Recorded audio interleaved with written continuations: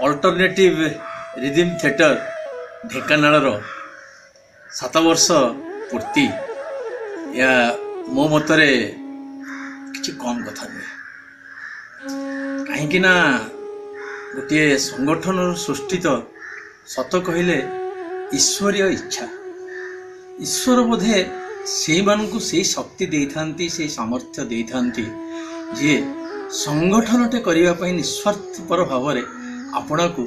सारा जीवन विसर्जित करिवार एक शपथ नहीं था। सेहीपरि न्याय रे मु अनुभव करुची आम प्रिय सान भाई दिनेश दास अल्टरनेटिव रिदिम थिएटर ढेंकानाल परिकल्पना करिसेंती एवं संस्थाटी गढ़ीदेले निश्चित भाव में केभी भी यथेष्ट नुहे जदि से संस्था प्रति बा जन्म दे सारी ताकू गुरुंडा शिखई पादरे ठुरु ठुरु चलेबा शिखई एवं सबल करी ठिया करेबा पर्यंत जन्मदातार जो आप्राण चेष्टा थाए अनबद्य उद्यम थाए एकनिष्ठ पराकाष्ठा थाए ताहा अल्टरनेटिव रिदिम थिएटर ढेंकानाल कर्मकर्ता मानक पाखरे आमे छत्रे छत्रे अनुभव करिछु एवं दिनेश दासंकर सहित आम नाट्यम अनुगुलर संपर्क अति निबिड़ घनिष्ठ आम नाट्य मेलारे तांकर योगदान द्वारा आम जानिचु जे नाट्य संस्थारे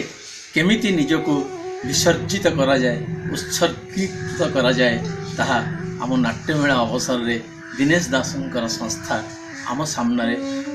संपूर्ण प्रमाणित करिसेंती एवं सबुठु बड़ कथा है संगठन करिबा संगठन सबुदिन पाई रहिबा एवं संगठन समस्तंकर प्रिय ही रहिबा यह सतरे ईश्वरंकर बिना इच्छा रे ईश्वरंकर बिना आशीर्वाद रे केबे संभव नुहे। या हो भगवान का आशीर्वाद माँ बुढ़ी ठाकुराणी माँ समलेश्वरी माँ हिंगुला देवी कृपारू आम अल्टरनेटिव रिदिम थिएटर ढेंकानाल आज 7 वर्ष बयस उपनीत एवं सश्रम उपनीत सशक्त उपनीत एवं सांगठनिक सृजनात्मक योग्यतार आपणार पारंगमता प्रदर्शित करे उपनीत। तेणु आम नाट्यम परिवार अनुगुल ये शुभ अवसर पवित्र अवसर अल्टरनेटिव रिदिम थिएटर स्रष्टा प्रतिष्ठाता श्री दिनेश दास सहित समस्त कर्मकर्ता त्याग पाई उत्सर्गीकृत मनोभाव पाई अपना बधाई कृतज्ञता साधुवाद जनवा संगे संगे माँ बुढ़ी ठाकुराणी पाखे आम प्रार्थना करुचु